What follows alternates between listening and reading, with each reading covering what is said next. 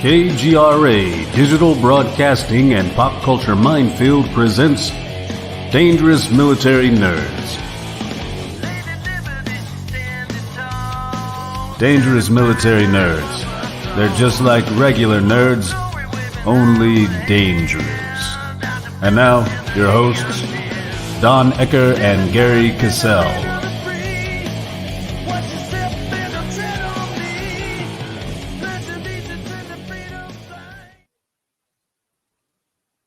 And here we are. Yay! Didn't we just leave this party? We did. Now we're back. We are back on Dangerous Military Nerds, which means it's Wednesday, middle of the damn week, mid-folk, hump day. Hump day. But for guys like me, every day's hump day. Hump day. What's that look for, Joe? Like you don't know what humping is. Yeah, I know what it is. I know what it is. It means marching a lot. Yes, a lot. We are here and you guys are there. We want to welcome the audience with KGRA Radio. Good to hear us, I guess. Thanks. We also have, or not. And then, of course, we got our audience that joins us through YouTube, which is in our chat. We've got Penny is here. Good morning, Penny, or good afternoon. And Hojo is here. What's up? We got Anima Confusa, love of my life. And let's see. Andy Morrow is here from Great Britain. We have a global audience, and they tend to like us for some weird reason. Sup? Yep. Now, I do want to let you guys know we have a special guest here today. He is the king of the gingers, and his name is Zack Ward. King of the gingers. We can only get him to talk, Gerry. Yeah, he just won't talk. Hey guys, how are you? Tell that story again. I'm hoping you'll tell the story again about dating another ginger, what that was like. Yeah, as I was saying before, redheads don't usually date each other because everybody thinks that you're related. I dated a beautiful girl who's, I won't say her name publicly, but beautiful woman.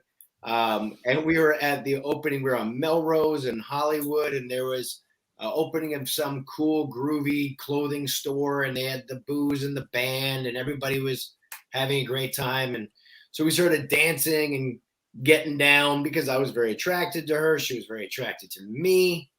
And you know that feeling you get on the back of your neck when someone's staring at you? To get you. And I felt that, and I turned around, and literally everybody was staring at us like I was trying to rape my sister. Like it was the most uncomfortable moment. And yeah, it was odd. It was like we had to sneak around, not because we had anything to be ashamed about, but because everybody thought we were related. So that's why you don't often see redheads together as a couple. That is so freaking funny, dude. Yeah, you don't have to worry about that with brunettes, blondes. No.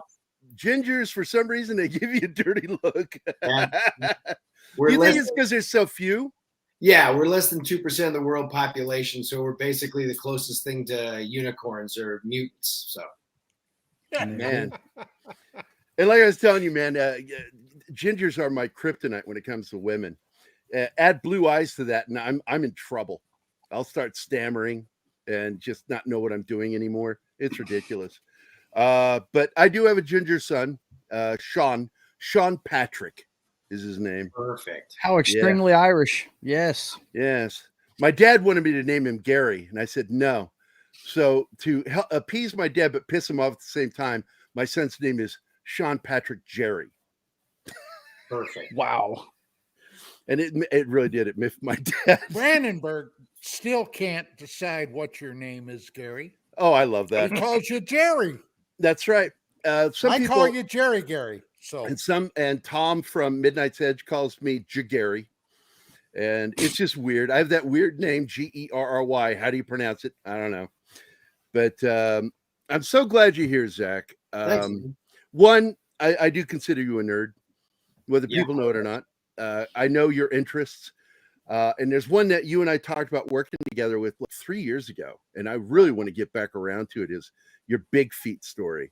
Yeah. Because I was engaged and intrigued by that whole idea of a family of Bigfoot. Yeah, it I'm was like, cool. oh my God, I want to draw this. I want to draw it. Yeah. And there, of course, my girlfriend, Anima Confusa, says, Ginger and Blue Eyes are the true. Thanks for, excellent job there, Martin. Good job. True unicorns. There you go. And you're blue-eyed too, right? No, I'm green-eyed. Green-eyed, even more. You know that James Hong would be interested in that if it was that movie, Big Trouble in Little China. What I love about Big Trouble. That's one of my favorite films when I was a kid, and it really doesn't make any sense because he's a wizard who's been locked away in this mortal coil for 1,000 or 10,000 years, and he needs a green-eyed woman to set him free. And then they finally find this Chinese green-eyed woman, and then they find another one who's a white woman. So at any point, yeah, that part never made sense to me. You could just replace, like, there's lots of green-eyed white women, and so it's one of those movies. If you look too deeply into it, there's a lot of flaws. It begins to fall apart. It falls apart pretty damn fast, but otherwise, it's a great time. I think it was just because the wizard was a big Porky's fan. I wonder. Yeah, there you go. Yeah, Pork Chop Express. That's right. So, Porky's was directed by Bob Clark, who directed Christmas Story, and if it weren't for Porky's, there would be no Christmas Story. Really? Yeah. Wow. What did that give him the clout money to do what he wanted to do? Yeah. So, okay. Animal House had come out, and everybody was talking about how great Animal House was, and Bob Clark was saying that. Well, this is how the legend goes. He was saying that they did crazier things in high school than those people did in Animal House. So he pitched a movie. And remember, his films prior had been Children Shouldn't Play with Dead Things and Black Christmas. So he got the opportunity to make Porky's. It blew up. They wanted Porky's too. And he had always had this passion project with A Christmas Story. And so that was his negotiation, that he got to make that or he wouldn't make Porky's too. So wow. Christmas Story exists because of this great family film exists because of this coming of age, booby erection. Other side of the spectrum movie. Yeah. Exactly. Yeah. Zack, It's totally what would be considered toxic movie by today's standards. Yes. Absolutely. Did you get a chance to rub up against Gene Shepard during the shooting of Christmas Story? Not really. I mean, we didn't really work together. I didn't have any scenes with him. He has one scene in the movie where he's in the mall and he says, "Hey, kid, the line ends here. It starts back there." He was on set a lot, usually getting into screaming arguments with Bob.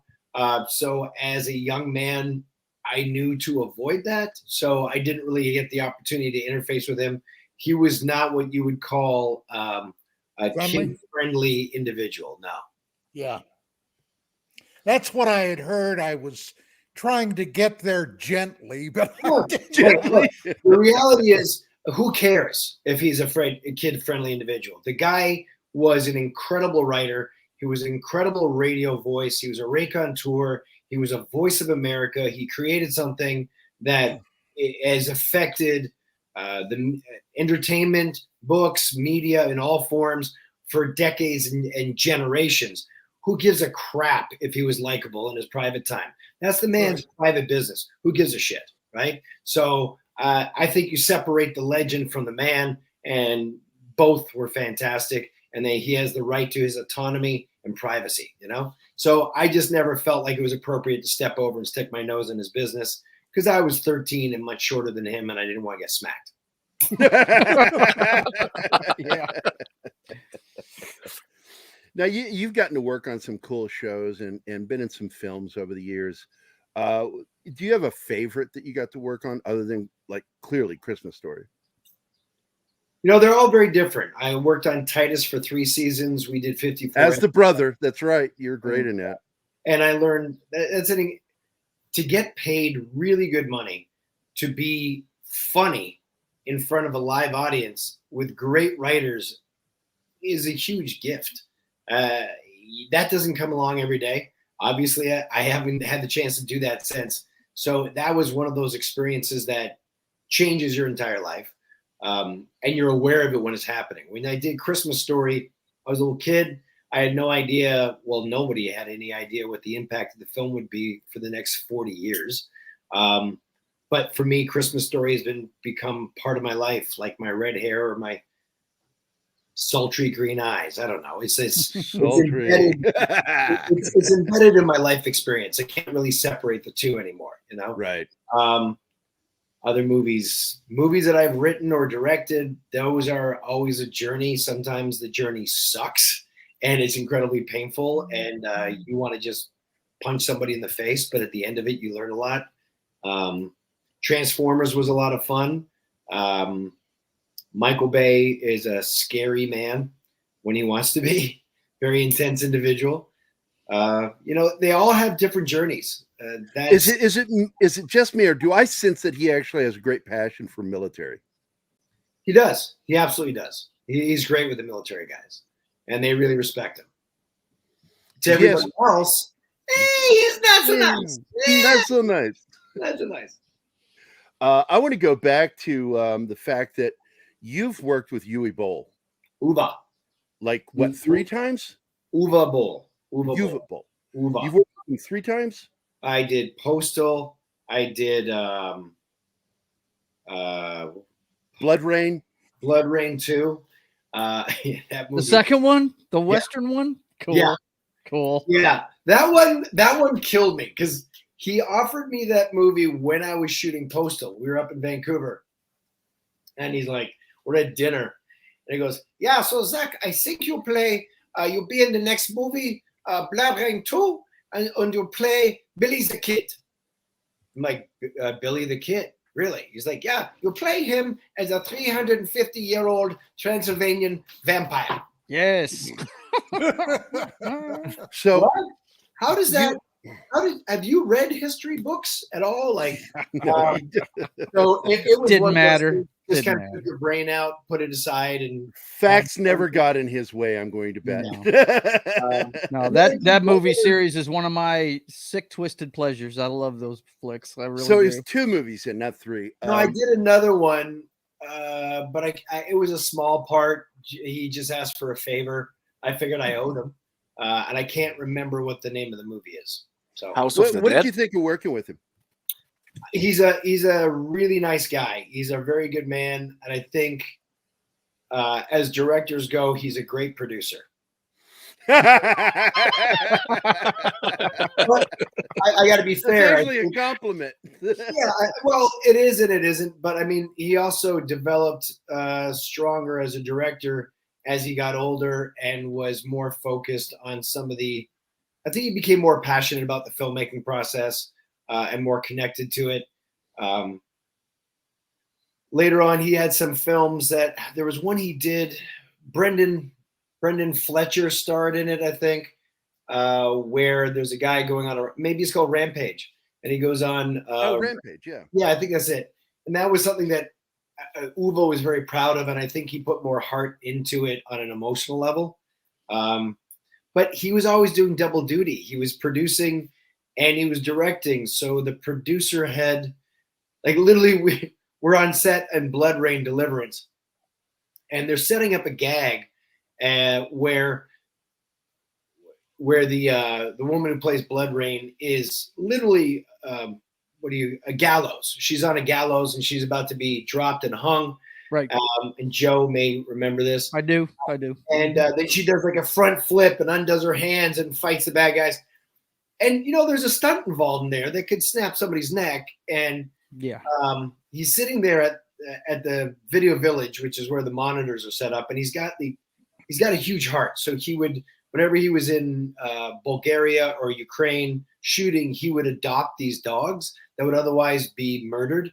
There's these street dogs. So he would have these like 3 or 4 big ass dogs sitting on his lap with a laptop in front of him.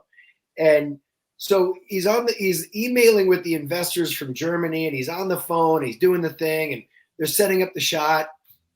And he literally goes, "Come on, what is the wait up? We have to shoot. We're not here to make pretty pictures."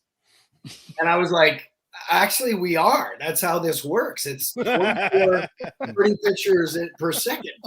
That's how film is made, So So I love Uwe. He's a wonderful guy. I'm glad I got to work with him. And I was there when he boxed his critics. Oh my God. I wanted to ask about that. I wasn't sure if you remembered that.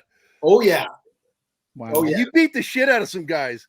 Didn't mean he was a good director, but he knows how to fight. He was a college boxer, and Yeah.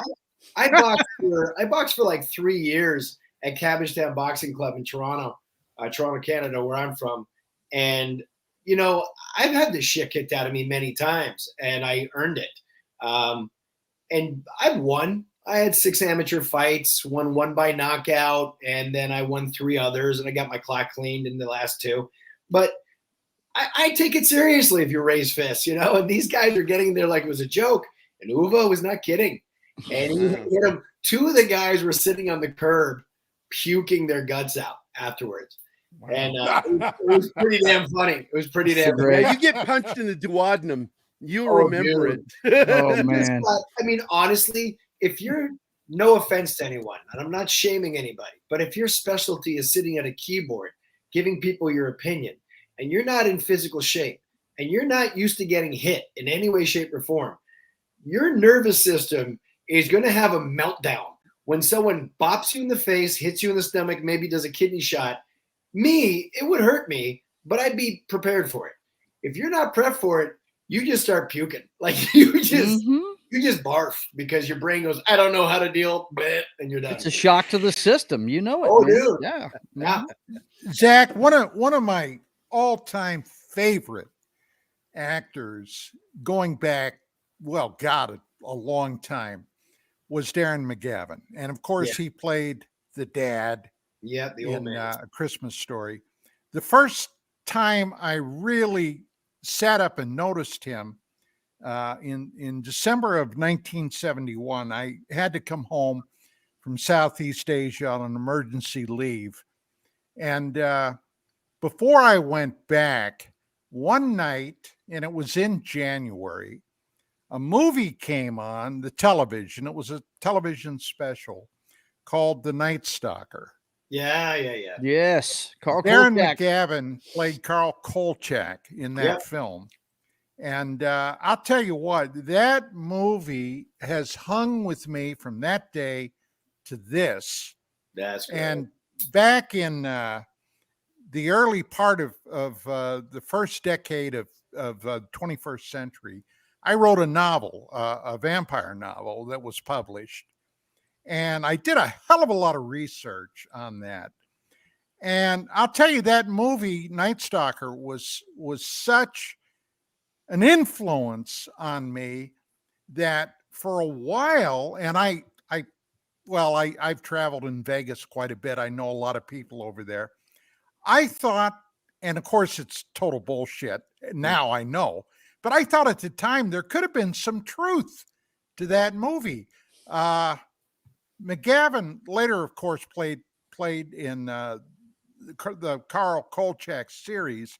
What can you tell us about that guy? I just really loved him as a real artisan of his craft. He, like Gene Shepard, I didn't really have a lot of interaction with him. It was Peter Billingsley who had all the scenes with Darren. Seeing him on set, very much a professional, very much a man. Like this, we shot it in 1982, 83, and he was in his late 40s, early 50s at that point. So he had grown up. He had been born in the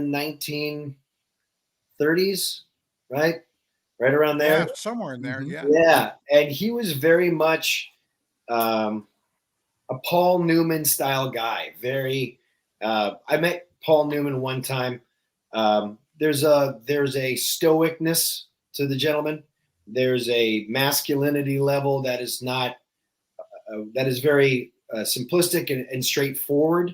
I don't mean simple in a detrimental way. I mean it's you know what you're getting, and this is somebody who, when they talk, you don't interrupt. Mm-hmm. You expect to say, "Thank you, sir." Right. You know, there's just a behavioral pattern to the guy that comes from an age that predated me, and he carried that with a sense of elegance and kindness. He was a very classy man, and he was a great person to have gotten the chance to work alongside, even though I didn't get to interact with him a great deal. Well, just the same, Cool. you know, that's great that you got to. I mean, first of all, how did you get that role? I auditioned. You know, Straight up it. Yeah, I auditioned for the movie and I got the role. Originally, Scott Farkas was the sidekick, not the bully. And then I ended up on set next to Yano Anaya, who plays Grover Dill. And that was the first time I met the director, Bob Clark. And he saw that I was a foot taller than Yano Anaya. And he said, you get his lines, he gets yours. Right? Go ahead. And that's how Scott Farkas became the bully and Grover Dill became the sidekick. And what was up with that name? Did they ever explain that name to you? Well, they didn't, but my research shows that Gene Shepherd was Irish, and in Irish, in ancient Celt, scut means shite. So if you call someone, I think it's in Scottish or Irish, if you call someone a wee scut, you're calling them a little shit. Wow. Yeah. Okay, we have a Scottish.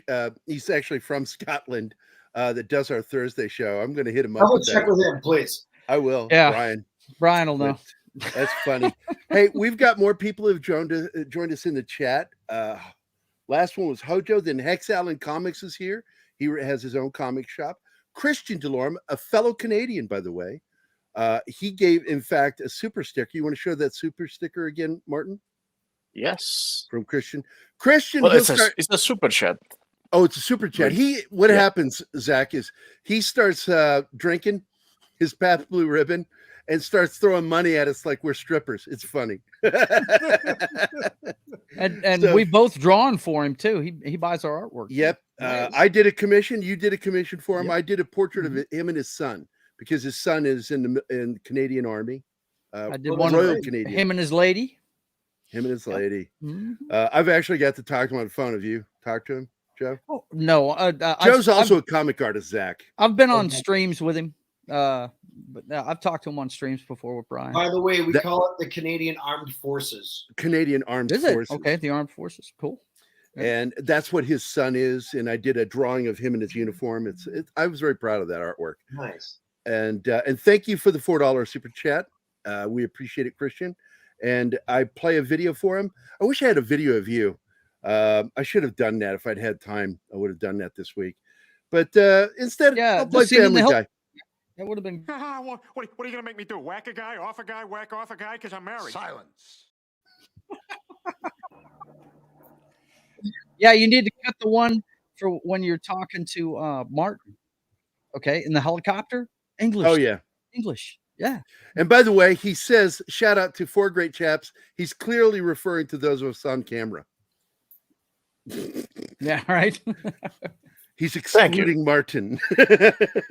I'm just really glad he mentioned Fenway Park in a movie. I thought that was cool, man. He was the Irish guy. Now, when I met you, Zach, the film you were working on at the time was Restoration. Yeah, that was my first movie I directed. Yep. How did that go? How was the shoot on that? And here, I'll share on screen. But I would like to hear how that shoot went. That was brutal. It was a $75,000 film. I thought it looked pretty good, man. For $75,000. My mom's in it too. My mom's in the film. You cheap son of a bitch. I mean, no, that's good. I had to fly her in. That's my mom, the white-haired woman holding the teddy bear.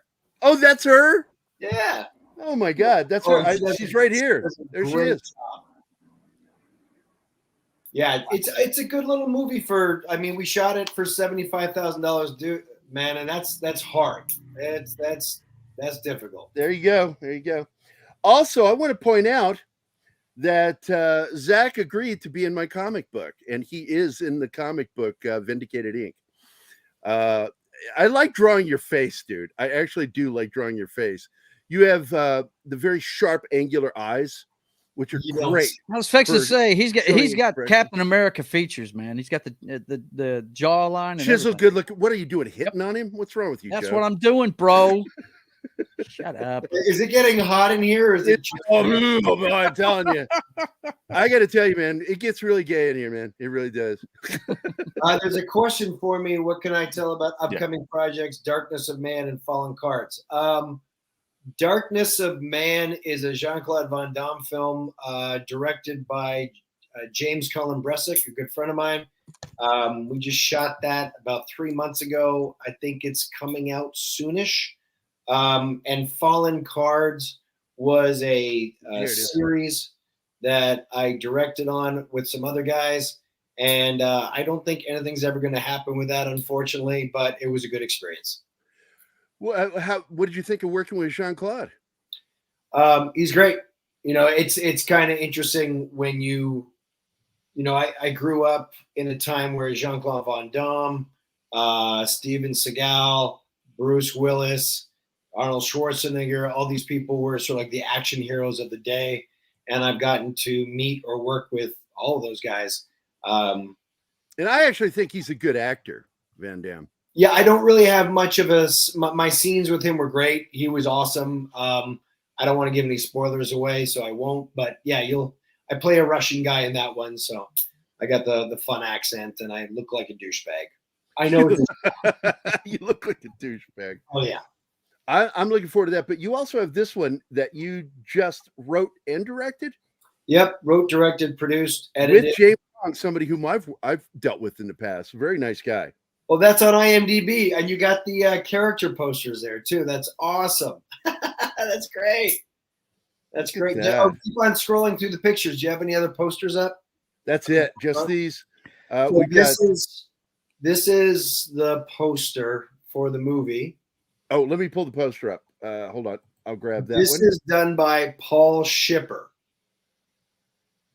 There you go. Yeah, that's done by Paul Shipper. He also did a little movie called Avengers Endgame. Just a wee movie, huh? You might have heard of it. Small one. He's Paul Shipper. Small production, small budget. He also did Ready Player One, and I think that little Star Wars Force Awakens movie. So most of your budget went into that. Into the packaging, yes. I do like these little posters, though. I like that shit. Thank you. We had a premiere, and literally those little posters were taken from the main poster, and I put those up outside the theater so that we had this premiere. My wife set it up, and it was James Hong's 94th birthday. So, wow. I wanted to do something for them, and it's a family film. It's like Big Trouble in Little China meets The Goonies with a touch of Dark Crystal, and there's Oh My is in it. George Takei. If you go back to the poster, you can see a tortoise. There you go. All right, so zoom in. Can you zoom in? Oh, it's not letting me. Hold on. It may not. I hate it when it does this. IMDb is so protective. It's a pain. Yeah. They won't let me zoom in on it. Dang it. All right. But if you look in the upper left, okay, right underneath the hopping vampires. Right there, I see the tortoise. All right, so that is a animatronic puppet that is voiced by George Takei. Oh my! Wow! Oh my! Good grief! This looks fantastic, dude. I can hardly wait to see this. Thanks. And I got to tell you, man, I like your work. I enjoy the stuff you put out. That's why I want to work with you on your Big Feet story so bad. Well, stop putting up the idea so other people will steal it, dumbass. Right? Oh fuck! Sorry. Go, Homer. Hey, what's that secret code you were working on?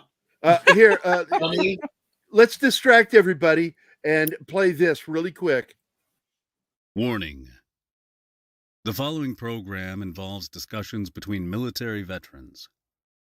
As such, it is almost guaranteed that there will be coarse language and crude subject matter. So if the words piss, fuck, cock, cunt, and shit offend you, or if openly discussing that one time you were butt-fucking your ex-girlfriend and her miniature pincher jumped up on the bed and started licking your asshole until you had the best orgasm of your life makes you uncomfortable, this might not be the place for you. Otherwise, enjoy.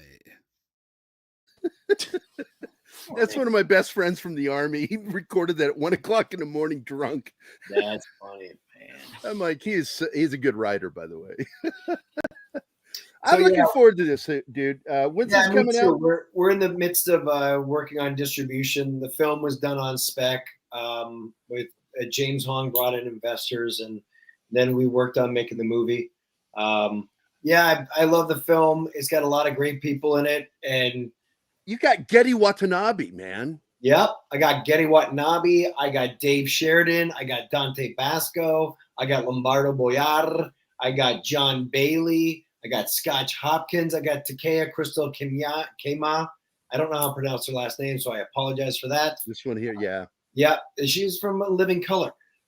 John Bailey, you'll know as the epic voice guy from Honest Trailers. If you look at the poster again, I can point. This is kind of fun.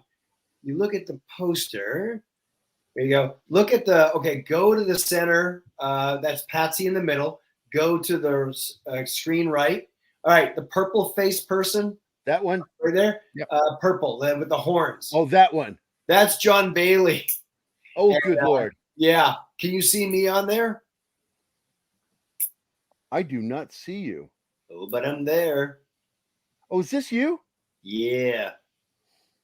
It's the eyes. Gave it away. Well, it's not the eyes, because what we did is we did all practical effects makeup on this stuff, which is hard and expensive and time consuming, but I have a lot of friends in practical effects makeup. And so I played that character, and I had the practical effects makeup on my face and the hair and the horns and all that. And as you may notice, I have some slanty ass eyes. And then you add all those prosthetics on it, and I look like I have Down syndrome and I'm very angry. So I was like, this is not working. I just look like a mentally retarded elf is trying to attack people. So what we did is we did eye tracking and increased the size of my eyes 4 times and then moved them out slightly. So it gave me these sort of Narnia-esque friendly eyes as opposed to my slanty demon eyes. And we changed them to blue. Instead of sultry green. Sultry green. The limpid pools. Yes. Let's see. I'm looking to see if I can get a better copy of that poster. I'm not getting it, man. This is irritating me. Oh, well. But you've got it there. Hold up your copy of the poster, and I'm going to engorge you. There you are. You're engorged. Anna Har is also in the movie, and she plays the ghost girl in Restoration. Oh, okay. So you've worked with her before. Yeah, you got your poster there with you? I do. There we go. Look at that. That's beautiful, dude. So this was for James Hong. This was a pamphlet for James Hong's, for the premiere and James Hong's birthday. So this is on the other side. Wow. That's cool. And then That's 94 amazing. years old. Wow. Wow. Kicking ass still. Look at him. Yeah. Dude, Guy's thanks for something else. sharing that, man. That is great stuff, dude. Cool. Must Right? have been great. Great working with him. It is. He seems like a real nice guy. He is. He's a wonderful performer. Do you feel threatened working with actors like that as a director? Or do you feel pretty comfortable? Look, I've directed people, and when I've had to work with somebody who's established, I feel a little uncomfortable at first because I don't want to offend them.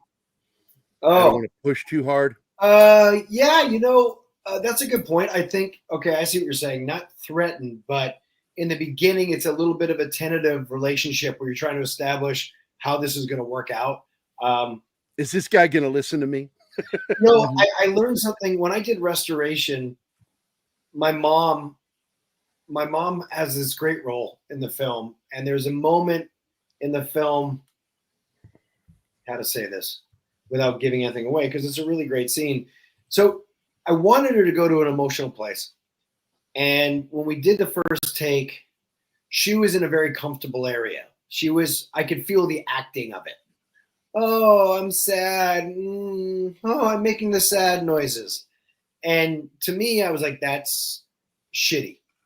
And I literally was like, great. Okay, cut. We're going to go swap glass and go again. And I went over to the monitor and I was looking at the monitor, but really I was just thinking, what do I do? Because I have two options. I either placate my mom and pander to her and go, that's wonderful. And then she does a mediocre performance. Or I push her and she does a great performance, but it's going to be uncomfortable. Am I her son or a director? Are those in conflict, or does one elevate the other? And I went with the choice of, I knew that at the moment it may make her uncomfortable, but in the long term, she would be proud of what she does. So I had to give her a note about her brother who had passed away from cancer. And I had to bring my mom to tears. And it broke my heart, dude. Broke my heart. Her performance, when you see a single tear running down my mother's cheek, that's the right place to go, because that's what the movie's about. So that sort of defined my choices. And when it came to working with anybody, I'm not aggressive.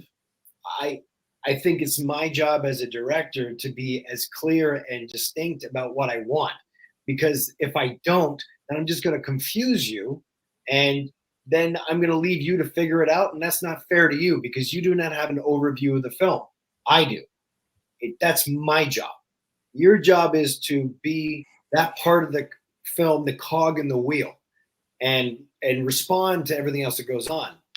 So I don't feel intimidated. I feel excited. Sometimes I get frustrated and I got to figure out how to work with an actor. But my job is to prep as hard as I can to know this world inside and out, so that when I present it to them, they get that eureka moment and go, oh, like this. And like, yes, that's it. Or, when I'm dealing with younger talent, there's a young actor in Patsy Lee named Matt Sato. He's on the new Doogie Howser remake on Disney Plus, and very handsome, very talented young guy. Didn't really have his comedy chops, and I had to push him. Literally at one point, I grabbed his ribs and tickled him until he's like, ah! Like this. I was like, that's it. That's what I want. Do that.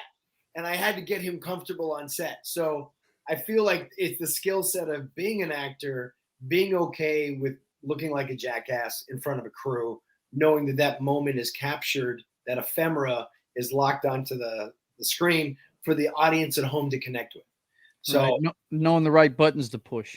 Yeah, or finding the right buttons to push, because sometimes people, they just don't like you, and that's okay too. That's part of the fun of being a director, I think. But no, I've never been intimidated with Mr. Hong. He's a very talented, lovely man, and he's also like 94 years old. So there's times where you need to help him get through the dialogue, and so that he can get the coverage that he needs. And then he kills it, man. Like when he drops that heat, man, he is just magic. And I got to point out that when I first talked to him, he was just a mere 75. Like when I told you he left that message on my That's almost 20 years ago, brother. I know, it's ridiculous, dude. But he's such a nice guy. And even back then, he was already thinking independently when I met him, that he wanted me to introduce him to special effects guys. So I introduced him to a bunch of my friends in Canada who, like one of them did, you remember the big animated, digitally animated Canadian rail commercials from, I think it was 2002. It was like showing the new rail system for Canada. I don't remember that commercial from Patrick Parenteau is the guy who did it. He's a close friend of mine. And Patrick, I introduced him because he wanted to build his own special effects team, is what he wanted. Yeah. This is all the way back in 2000. And he was already thinking independently of trying to produce his own films and get his own effects crew together. And so it was really neat. I wanted to work with him, but I was so busy doing other stuff. I fumbled that ball. I'm always fumbling balls. If you check his IMDb, he's directed and produced some films. There's The Vineyard, and then there's I think the other one was called Teenage Lust. Oh yeah. Here, I'm pulling them You up. gotta Right check now. out The Vineyard. The Vineyard is classic. I think it's late 70s or 80s horror. But this movie, literally, in the trailer, there's bare naked full boobies. So that'll tell you. You've got my attention. Well, I know, that's what it needs to get your attention. You know what I'm saying? It ain't Alien. It's The Vineyard with boobies in the trailer. So it's, That's this is as a producer, as a writer. Let's see, The Vineyard right here. yep. I'm not seeing. There it is, the vineyard. I saw The Vineyard. I didn't see the other one. If you pull up the trailer for The Vineyard, dude, it's so funny. Yeah. Hold on a second. I got to make sure the sound is on. I'm going to play this. Please I'm gonna go enjoy. play. Let's go. All right. Let's get this baby going. Boom. Come on. I hate StreamYard. There we go. Right. I gotta stop there. Nip shot. They'll gank us for that. It's a pretty You know, lengthy trailer. It's I was the enjoying it. trailer's almost 4 minutes long, dude. Like it's awesome. But I'll tell you what, Zach. Once a week we do a little thing on Saturdays called Saturday Morning Fun Time, where we watch a classic movie in slideshow form. That way we don't get ganked while doing it. right. I will do this one. I'm going to invite you to join me on that one. You should invite James on to do it. Get me back in touch with him because his phone number changed and his email changed back in 04, 05, and I haven't had it since. I'll ask him if he wants to do that type of thing. Because Just remind him I'm Gerry from the Blade Runner fan club, Blade Okay. Zone. Because when I talk to him, I'll pick up the phone and be like, "Hey, how are you?" Be like, "I am excellent, my dear Watson." And He's so weird. yeah, and then other days he'll be like, it's okay, but it is fine. What do you want? I mean, the guy is 94. 24 years old. You got to play in his sandbox. So whatever that is, it's worth doing. Mhm. Absolutely. Before you go, I want to hit some of these comments to see if there's anything in here for you. First of all, Hex Allen Comics says the Postal movie rocked. That was a film that did not give two fucks. I totally agree. Uva did not give two fucks. And let's see. Question for Zach. What can you tell us about the upcoming projects like Darkness of Man? And he's kind of addressed that. Did you want to say anything else? Not really. You'll know about Darkness of Man when I do. Okay, question for Zach. Favorite, and it's ZACK, just FYI, favorite comic book hero for DC and Marvel. I always loved Ghost Rider. I thought he was pretty baller. I love There you go. There you go. That's good. I love Lobo. The older I get, the harder it is to like superheroes. It just becomes, like Bruce Wayne is Batman and he's a billionaire. And you're like, look, Dick, why don't you just invest in the infrastructure of the city, create free childcare for people who are single family residents, and create a whole bunch of businesses, and stop running around like some weirdo in tights punching people. Honestly, it'd do a lot more good if you had a strong financial infrastructure than that crap, So, well, that's why I was always drawn to different characters that weren't superheroes. I was attracted to Batman because he's a I vigilante. love Daredevil. Punisher, Daredevil He had red hair. Daredevil and Punisher for me. That was it. I never liked superheroes. Spider-Man was pretty cool because he was a wore on kid. me after a while. Yeah. Wolverine was cool, but then also because he was the original Wolverine, who was like 5'2", Yeah, and little tiny guy. and a jackass. That guy was great. That guy was great. He's the reason why I read the X-Men. Because I got into that character. He was a jerk. Peter Vickman Fansite says, Gerry knows very interesting people, and it is true. And I owe it all to Scott Levy for introducing you and me. Yeah. And I love Scott. He's just a great guy. He's a great guy. Fellow veteran, and I just love him. And I'm going to get him on this show. You watch. I'm going to get him on here. Please do. Let's see. That looks like a fun movie. Big Trouble in Little China and Goonies are some of my favorite movies. I think you'll like it. It was really cool to do the premiere. We did it here in North Hollywood, and we had a packed theater of 250 people. Not a ton, but It's a cool experience. I don't know if you gentlemen have ever been to an indie film screening. Oh, I've been to a few. Oh yeah. All right, so here's how it goes, just for everybody out there in the world. The movie starts, and everybody sees names that they recognize up on the screen, and they say, "Ooh, ah, yay!" And then the names stop, and then the movie starts, and then the people are either get involved in the movie or they don't want to be there. And if people start laughing when it's supposed to be serious, and they get real quiet when they're supposed to laugh, you have failed. And there is not a damn thing you can do, because you're sitting in a dark room. Everybody knows you can't turn to them and be like, "Hey, man, why aren't you laughing?" You can't do that. So there's the moment that proves whether or not it worked. And I was sitting with my mom. I flew her out for the premiere, and it went beyond my greatest expectations. And the other thing that I hate about indie film screenings is afterwards the director, producer get up there and they talk way too much, and they talk about things that nobody else cares about. And literally they seem like they're at their, it's a film school thing. And it just seems pathetic, and like they're just begging for anybody to approve of them. So, I got up there, said thank you to a few people, and like literally within 20 seconds, and I'm like, "Ladies and gentlemen, James Hong." It's about him, right? And then being the Canadian that I am, dual citizen, I kind of ducked out, because the reality is nobody wants to make eye contact with you when your movie sucks. They're all like, "Oh, my phone is going." Yeah. So my producing partner, my wife, and I, we sort of ducked to the side. I didn't want to make anybody uncomfortable, because they have the right to whatever they want to do. And what was shockingly exciting for me is so many people worked to find us and tell me, "Oh my God, it was so funny." And they were laughing their asses off throughout the film, which was great. And they're like, "It was so funny. We enjoyed it so much. It was so really funny. Oh, but I cried. I cried 2 times. I cried 3 times. Yeah, but then it was funny again." And the fact that they were effusive, because this is Los Angeles, man. Nobody has time for that shit. If your movie sucks, they want to get the hell away from you right now, so that you don't corner them and go, "Gee, what did you think? Nah. Did you like my movie? Did you? What part did you like?" Nobody wants that experience, man.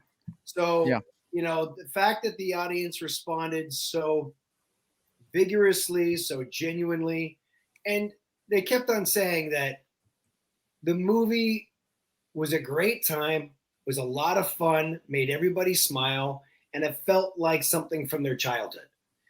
And I was I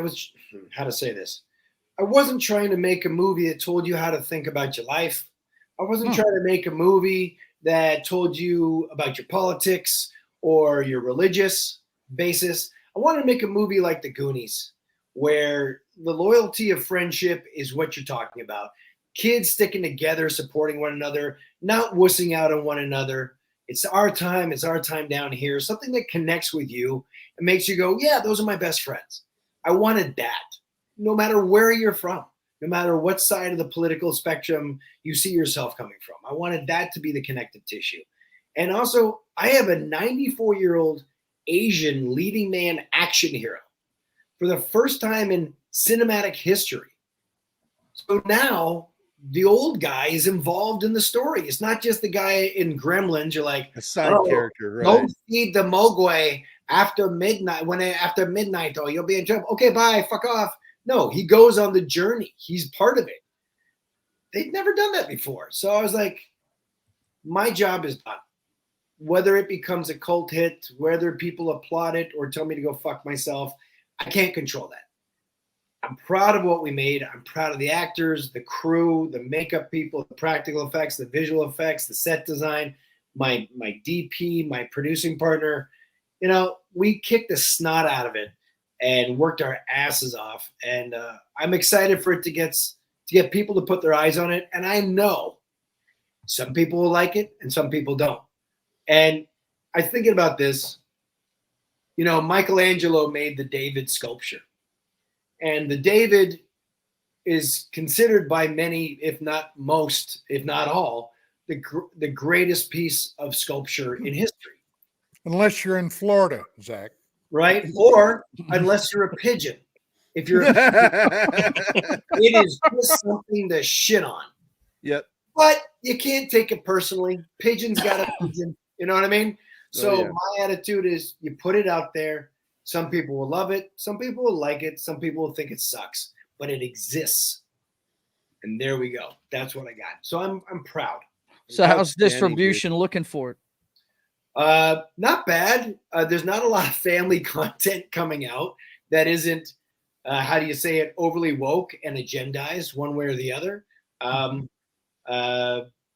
People are taking it very positively. A24, you know that company? They passed, but it was what they call a soft pass, meaning they watched the whole movie and said, we really like it. We think it's really good. It just doesn't fit the A24 model. And I got to be honest, I 100% agree. It does not fit their model whatsoever. Well, I want to hear from you on what happens with this. And I'd like to have you back on sometime after you make the deal so we can help promote it. Yeah, for sure, man. Because if they're going to have it in my art house, I want to see it. And we have another question again from Wade, who does not know how to spell Zack worth of crap. No, I shouldn't be surprised with this because he's kind of half an idiot. No, we love you, Wade. I'm just kidding, dude. Poor Wade. Poor Wade. I shit on poor Wade all the time. I love Wade. Does Zack have a YouTube channel? This is a good question. Zack does not. What the hell, dude? You need a YouTube channel to promote your films, behind the scenes stuff. It's just a great thing to have. You need somebody. This sounds like a lot of work for no money, and I got a lot of other things that I do for free. That's where you get friends who know how to do that shit for you. Friends, nobody. You do too. I'm one of your friends. Oh, okay, yeah. I won't do that though. But mow my lawn, take my house. I know people who would help you. I'll talk to you about that stuff later. I'm sure there are people out there that would take time to help you out and put videos up for you. But I'm just glad you're here. We've reached our break time, which means you're going to split. And I want to thank you for being here, Zack. It's really nice to hang out with you again. We haven't talked like this in over 3 years. It was like my pleasure. 3 or 4 years, man. It's been a real pleasure, Zack. Thank you, Don. A pleasure, sir. Nice to meet you. I was already a fan, a bigger fan now. Cool. So you've got a bunch of military nerds that like you. Yay. Yeah. So I'm going to invite you back here probably in a month or two, or if you get distribution, I'll have you on sooner. Okay. But I'll hit you up in a couple months. I got your proper phone number now. Yeah. Anytime, brother. And literally, where are you? Are you on the East Coast or West Coast? I moved back I was in AZ when we met, and now I'm up back home in Missouri with my kid. You can call me anytime, bro. The only time my phone's off is when I sleep, so you can never interrupt me. But how's your relationship going, man? I love those photos of you two. Oh, my wife's doing great. She was actually just in. She's on her way back from Coeur d'Alene, flying in. She's awesome. Man, that woman's kick ass and hilarious. She's the one who needs a YouTube channel. That woman is funny as hell. Well, we'll bring her into the conversation, man. But Chanel wants to go to commercial break, and you never, ever disappoint Chanel. No. Thanks for being here, Zack. We love you, man. Take care of your stuff, and we'll see you soon. Yes, sir. Thank you, gentlemen. Been a pleasure. Thanks a lot. Take us away, Chanel. Hi, guys. This is Gerry from Pop Culture Minefield here on KGRA, and we're leaving for our first break. I hope we survive. Did you know 75% of Americans are chronically dehydrated? If you struggle with focus, run low on energy, or when it's time to finally sleep, you simply can't, this can all be linked to dehydration, and Fuel Up has the answer. Our proprietary formula contains the finest cellular hydration with the strongest immune-enhancing natural ingredients. The Fuel Up system is made up of 3 different incredibly tasting varieties. Wake kickstarts your day with a jolt of caffeine. Play boosts focus while hydrating your cells. Rest not only helps you relax, but also rejuvenates your cells while you sleep. Here's what our clients have to say. I really don't miss my coffee, and you can tell the difference. So I'm going to take it for the energy. I'm going to take it for the play. I'm going to take it, all day. And it works. That's the thing. It works. We love it. Take the Fuel Up Challenge now, where we offer a Feel the Difference money-back guarantee. Fuel Up for life.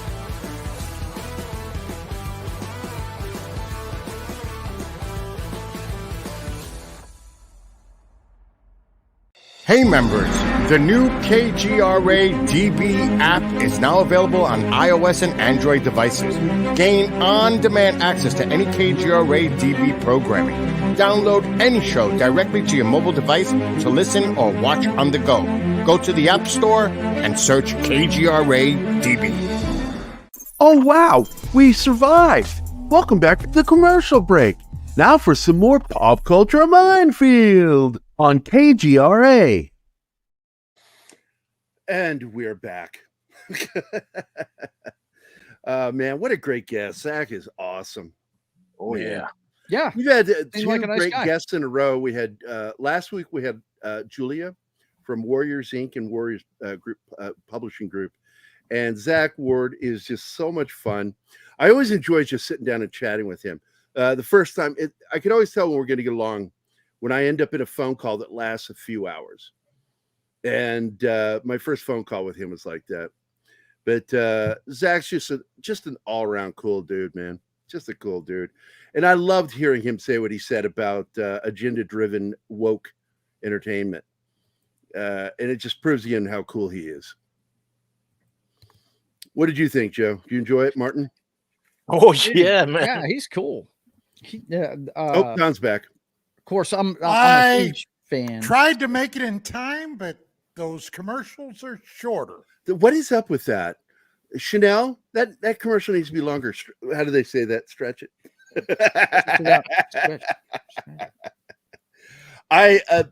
Zach is just such a great guy, man. First time he and I talked, I was like, oh my God, I like this guy. He is so cool. And I don't get starstruck by people at all, but I don't know what it is about him, man. I get a little giddy around him. It's really goofy. But it's the ginger everybody thing. enjoyed him. It's the ginger thing. That's exactly what it is. Gingers turn me on, man. But I loved everybody's questions. I loved all the comments I was reading. I hope everybody enjoyed having Zach on here, man. And we will have him back. He's somebody who's been in my hip pocket for a long time. And I'm like, I'm going to get him on the show. And this is the show he belonged on more than anything. I could have him on TGI, but I don't think he fits that. I think he fits this. Mm-hmm. You know, hanging out with us being dudes. That's it. Exactly. I hope he gets a distribution deal for that thing because I want to see it. I was nervous at first. Really? Yeah. I don't know what it is about him. He does that with me too. But he's so grounded, man. That dude is based. And I love that about him. And again, I'm going to tell Scott thanks again, man, for introducing us. Because he's like, you two need to meet. You two need, and we did. So there you go. Like the guy. And I will get with him about that book that I'll stop talking about now. The name. Yeah, but don't mention it anymore, man. No more. I'll just say book. Don't give him ammo. Look, anybody who mentions that there are boobies in a trailer, he's all right in my book. Hey, that's where it's at, dude. Yes. What was that? 1989? Yeah, that was a long time ago in a galaxy not so far away. No doubt. When I met, you got to realize this, man. I got a James Hong story, by the way. You do? I do. Fuck. Let's hear it. Back in, I think it was 94, Vicky and I went to the Oscars. And boy, we did it right. We rented a limo. I was in a tux. She was in a gown. Damn, she was hot that night. We go into this party, and we're walking down the aisle, and Vicky stopped and said, "Hey, look, isn't that guy an actor?" And I looked. First thing that came to my mind, Big Trouble in Little China. And I said, "Oh, no." I said, "You know who that is? That's James Hong, Big Trouble in Little China." And walked up and I said, "Sir, I got to tell you, I enjoy your acting so much. Thank you." And I'll tell you what, that guy could not have been nicer. What a sweet man he was. And boy, I'll tell you, that was real exciting. Yep. For me and Vicky both. Oh man. Not much of a story, but there it is. Hey man. Every story is a story. They're cool. Yeah, and I got to tell you, Zack. Oh man, there's so many stories I know he could regale us with. I hope to get him back Is here in a that the couple year? months. Is that the year that Kevin Costner won for Dances with Wolves? I think it was 94. I think that was that 1990, wasn't it? I think that was 90. Let me go double check. It was. I'm sure it was the year that he won for Dances with Wolves. I'm going to double check. 91. You'll look it up. Yeah, 1991. Was it 91? Yep. Okay. All right. So that was after you relocated. For some reason. For some reason, I thought it was 94. Okay. Here we go. A classic moment with James Hong right here. There he is. Or check into a psycho ward, whichever comes first, huh? Yeah. We all keep trying like fools. Who are these people? Friends of yours, huh? Now, this really pisses me off to no end. That's a great line. That's great. What a great line. This pisses me off to awesome. no end. Best picture of '89 was Rain Man. Man, was that the 80s? I thought that was the 90s for some reason. Yeah. 1989. Rain damn. Man. I recommend people check out his film Restoration.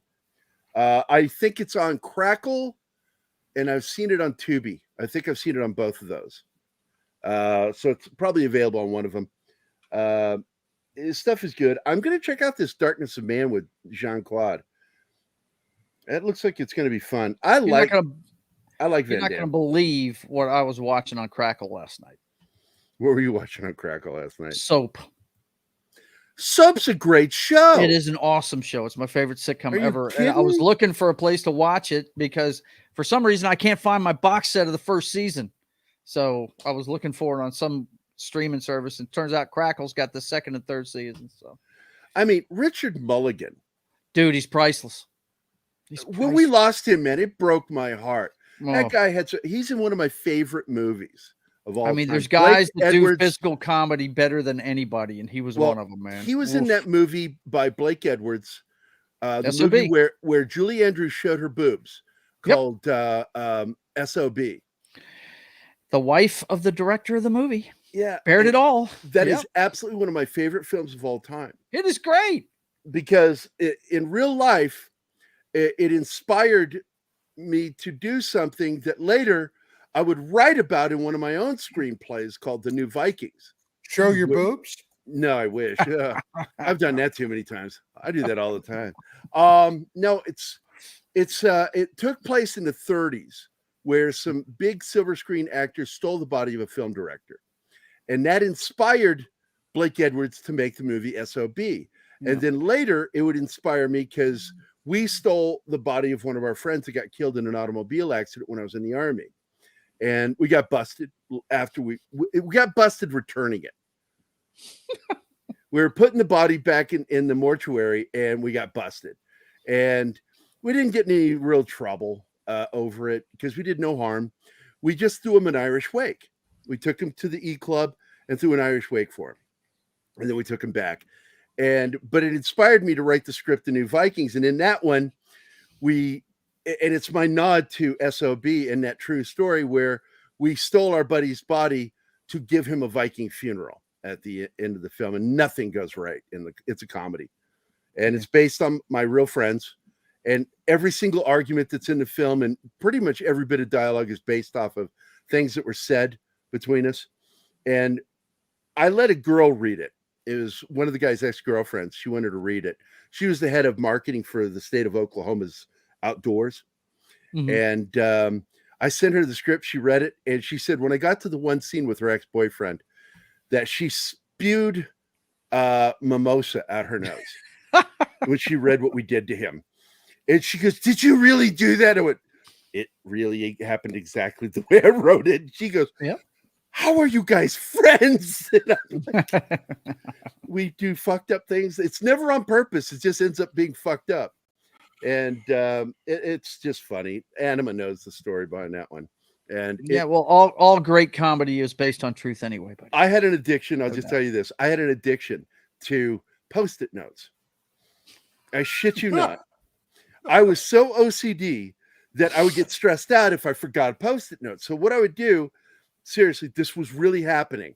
Mac, the guy who does the voice over for our show, he's the other part of this story, because I would put Post-it notes up and then I'd put other Post-it notes up to remind me to read the other Post-it note. Like my workstation had Post-it notes to go, don't forget to read the Post-it note in the fridge, and there was this thing. I had a Tupperware sandwich container and it had a Post-it note, don't forget to throw out. And then I had a Post-it note to remind. And so Max saw this, a Post-it note reminding me to look at. So he goes into the kitchen. This really happened. He goes to the fridge and sees another Post-it note. Don't forget the sandwich on the fridge. It says it on the fridge. He opens the fridge, finds the Tupperware container with the note on it. Don't forget to throw out before such and such. And he just starts to open it. When he does, it was rotten. This thing was a science project now. And he goes, oh, and his head went back and he shut it right when Bankus comes walking through the kitchen door. And Ultra Rob, our other mutual friend, best friend. So he comes walking, he make these weird noises. What's going on? And he goes, nothing. I found this interesting food and I can't figure out what it is. And he goes, well, your face looked like it was nasty. He goes, no, I just can't figure it out. So he goes, you smell it. And he goes, okay. And he's real skeptical because he knows Mac. Don't trust Mac. So he leans in a little bit. And right when he leans in, Mac opens it and just shoves it into his face. Now, at this point, this rotting food goes into his nose and into his mouth at the same time. And he goes, and he's like trying to blow out his nose and his mouth and shit's going everywhere. Mac's like, I'll get that look of, oh, I didn't mean to go that far. And he goes running by me. And as I'm coming out, and he runs past me into the bathroom, which happens all the time, like with my daughter when her hair caught fire. Same kind of thing, always happening in the house. And what? So I'm like, what's he running into the bathroom? What's going on? Matt goes, I oopsied in his face with this. And I'm like, oh my God, close it. It stinks. He goes, I know. And so what we don't know is he's in the bathroom now and he's taking everything I have that's in gel form and squirting it into his nostrils and his mouth. And when he runs out of the toothpaste that we had like 2 tubes of it, he now grabs the only other tube in the drawer, which is my daughter's Orajel. And he empties it into his fucking mouth. And he comes walking out. At some point, he just comes out and he's like, I'm a vegan. His mouth had overdosed the fucking orange. Damn, man. But That's jacked up. True story. Wow. Oh my God. Fun stuff. Let's see. How are we doing? I want to make sure I said hi to everybody because what a fun show having Zack on, but I forget to check on everybody in the chat. So a ton of people came later. So yeah, Hex Allen was the last one, and Christian DeLorme. Then, of course, our good friend John Doswolfen, Alex Moore, Arwen Evelyn, of course, Decepticon's Cave of Comics and Toys. And by the way, Decepticon, get a hold of me. Peter Vickman fansite is here. Vickman's girl. The lovely John's Sherry. here? Yeah, John's John here? Doswolfen. Yeah, he's in the chat. No kidding. Where's he been? Hiding. Oh. The lovely Sherry. The real Sean Crummell is here, another comic artist. Lady V Elements, who's awesome. And Dragon Ruse is here. Let's see. Shinatsky. Boosh McFadden. Boosh is here. And Whiskey Jack. Holy crap. What's up, Whiskey Jack? I do want to tell you that I made the joke about the commercial being too short, right? And Chanel goes, I was told that you cut the commercials. And I did. I'm the one who cut the commercials. So if it needs to be longer, I'll add another commercial. Methinks thee protest too much. I really do throw Chanel and Bill under the bus a lot with these commercials, but it's mostly my fault. I do that with Martin all the time. I blame him for shit that I did. I like doing that because I'm a jerk. But Whiskey Jack is here. Any good comments? Bet she wanted to spew. Jason Momoa. Jason wanted to spew Jason Momoa instead. You know what? Any good heterosexual woman probably would want to. Let's see. Gary would do this. I have so many messed up stories of my life that are because of my friends, really.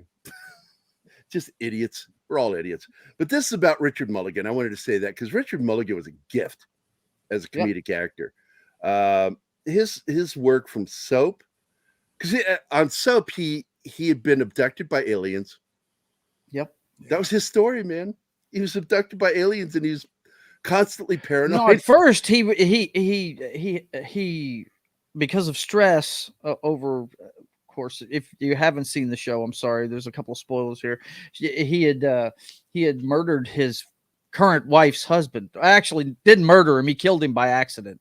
But he was feeling guilty about it, and he snapped and thought he could turn himself invisible. Oh my God, yeah, he's insane. Yeah, he would go. So insane. Oh my God, I remember and act now. like you couldn't see him. It was hilarious, man. And then he'd do this, right? He'd do the circle thing when he wanted to reappear. It was fucking funny as shit. If you've never seen Soap, look up the episode where the detective questions both families in the fucking Tate's living room. And that is one of the funniest episodes you'll ever see in your life. That's the one where the detective's calling his name. He says, Burt Campbell. And he's standing right in front of him. And he just doesn't know who Burt is, right? And he's just looking around. And he goes, you see that? You see that? I am invisible. And he gets him right in front of his face and goes, he starts doing all kinds of crazy shit. And then he goes, hello, right? Like you can see him again. It is fucking great. Soap it's my favorite sitcom to this day because there is a gut busting, laugh out loud moment. I kind of like butt gusting episode. Yeah, right. butt gusting. There's a gut busting moment in every one of those. I remember Billy Crystal was great in that too. Well, he broke ground. He was the first gay main character in a television show ever. Right. An openly gay character. And he was dating the quarterback of the New York Jets. I wonder how Aaron Rodgers feels about that today. But yeah, what a great show. I love that show. Me and Rhonda have been looking for stuff to watch, old stuff. And we just got done revisiting True Blood again. And we're looking for something different. So we went searching last night. And Soap is really good. The spin-off series is pretty good too with Benson. Yeah. He was the only one that got out of that whole talented cast. He was the only one that got a spinoff. But he was great. Because I thought for sure they'd probably do something stupid with the brother with the man with the dummy. Right. They could have easily made some stupid Alf type show out of that guy, right? Yeah. And they didn't. They just went straight into Benson, which is a good show. Yeah. Oh man, one of the great. I can't believe you mentioned Chuck and Bob, man. That one of the best scenes in that show is when they blindfold Chuck and act like the dummy can't see anything. Right. Right. It's hilarious, man. That shit is funny as hell. When he got his start, he played a lot of heavy characters, and I don't know why, because he's so likable and affable as a person. Yeah, but he got his start doing a lot of bad guys early in the 60s, and later he started honing his skills and got into comedy, and Blake Edwards took advantage of it with him. Oh man. Because he was brilliant. He was funny. Improv. Now, Blake put him in a couple of movies, but SOB's the best one. Wasn't he one of the hitmen in some movie that he made? One of those one of the comedies that he made that didn't quite hit. God, it wasn't Blind Date that he was a killer in, was it? He wore a stupid ass hat in one of those Blake Edwards movies. I can't remember which one it was. Let me look it up real quick.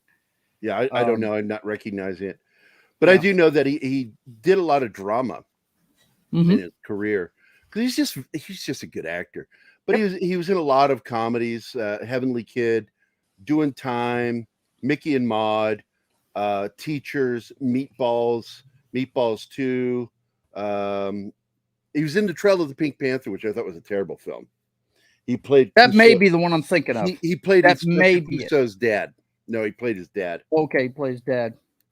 I'm remembering him with a goofy hat on in a Blake Edwards movie, playing one of the bad guys. Was it Scavenger Hunt? No, it might have been. No, it's not.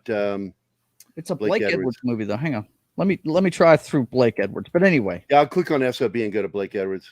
Blake Edwards. God, what a great director. I love Blake Edwards, man. He did direct Blind Date, though. That's what I'm saying. I'm wondering if it's Blind Date I'm thinking of, because there's a character in there that gave him a bunch of help. Is in there. Phil Hartman's in it. I remember that. He plays the brother-in-law. Yes. That movie, if you've never seen that film. He's the one that sets him up. He's the one that sets him up with this psycho. It's fucking awesome. I'm not seeing him in there. No. Yeah, I don't see him as one of the I'll actors. figure it out. He's in one of these movies. I can't remember which one it was. Might have been one of the Pink Panther movies. But anyway, Robert Mulligan, one of the best, man. One of the best ever. Man, there's another film that kind of people have forgotten about from Blake Edwards that I loved. Was a Burt Reynolds film he did called The Man Who Loves Women. Mm-hmm. I enjoyed the crap out of that film. I love that my dad was forced to take me to see movies that he wanted to see. Right. Yeah. You know, because I got to tell you, that's how I got such a vast knowledge of film, is because my dad wanted to go see movies that he liked. Right. And he couldn't, there was no babysitters. I was a kidnapped child. Who do you leave a kidnapped child with? Right. You know, I was illegally in his custody. And so I go see these movies. I love that one. And what was that weird one that he did with John Ritter where they have the glowing Skin condom? Deep. I'm looking at it right now to see. Yeah, the glowing condom lightsaber battle. Yes. Where their Yes, penises. absolutely. You see the glowing penises in their like lightsaber battle. It's like, what? Yep. Skin Deep. That's the John Ritter one. Yep. What a weird movie. I like the one where Jimmy Smits is the best friend of the guy that gets switched to a woman. Ellen Barkin. Yeah. is a guy. Ellen Barkin had like this window where she was sexy, and Yeah. then she just looked like her face was too wide, and she looked weird. Like, you know what I'm saying? It's like there's this period, like, you know what? She's kind of, and then she like it was like one day the timer went up, beep, beep, beep, beep, beep, beep, beep, and it was like, her face is so weird. Yeah, Switch is the one she was in. Where That's with a her and good Jimmy film. Smits. Yeah, it is. It's great. I do like that film. Mm-hmm. And I'm gonna find it before the City show's Heat. over. Oh my god, I forgot about that one. Yep. Burt Reynolds and Clint Eastwood. Yep. 10. Now 10. you like that film, right, Don? Didn't you Oh, say yeah. something about 10? Bo Derek. How can you not dig Dudley Moore, man? I mean, come on, Dudley Moore. That's another dude that's funnier than he should be. Let me tell you. Absolutely. What was your favorite Pink Panther film, Don? The original. The first Really? one. The original With David Pink Niven. Yeah. David Niven. David Niven. Oh, okay. I got to be honest. Where is it? It's. I like Strikes Again. The one where the opening scene, they're letting the police chief. I out of love the Psycho Pink ward. Panther one, but I got to be honest. My favorite Inspector Clouseau film is A Shot in the Dark, which was based off of the Broadway play or off Now, Broadway I'm play. trying to remember. Capucine was in the original, right? Yes. Oh my God, I had a thing for that Yeah, woman. oh my God, yeah. She was exquisite. I'm looking at her right now. Let me share screen here. The cast. It's a great cast. You got David Niven, Peter Sellers, Robert Wagner, Capucine. Let's see. Hold on. Where's he at? Oh my God. One of the greatest English actors isn't even listed here. Oh, wait, I'm looking at the Pink Panther. He's not in that one. He's in Shot in the Dark. But Capucine, man, yeah, she was gorgeous, man. Look at her. There she is. Check her out. Oh yeah. Mm-hmm. She absolutely had resting bitch face like no other woman. I shit you not. She was always placid looking. like there was a storm rumbling underneath that was going to kill you. She always had that calm look about her. But she was gorgeous. Look at her. There's a good shot of her with Clouseau. I'm so in love with you. Yes. And then my favorite Clouseau film is not the Pink Panther. It's my second favorite. My favorite is actually the other film that came out right after it, Shot in the Dark. You know, at some point, you're welcome to fucking leave the page. How many times I got to click on this cocksucker? Jesus Christ. Yeah, IMDb is not a user-friendly site at all. It is not. It's really stupid and annoys me when it does this shit. But I like Strikes Again. That's the one I dig.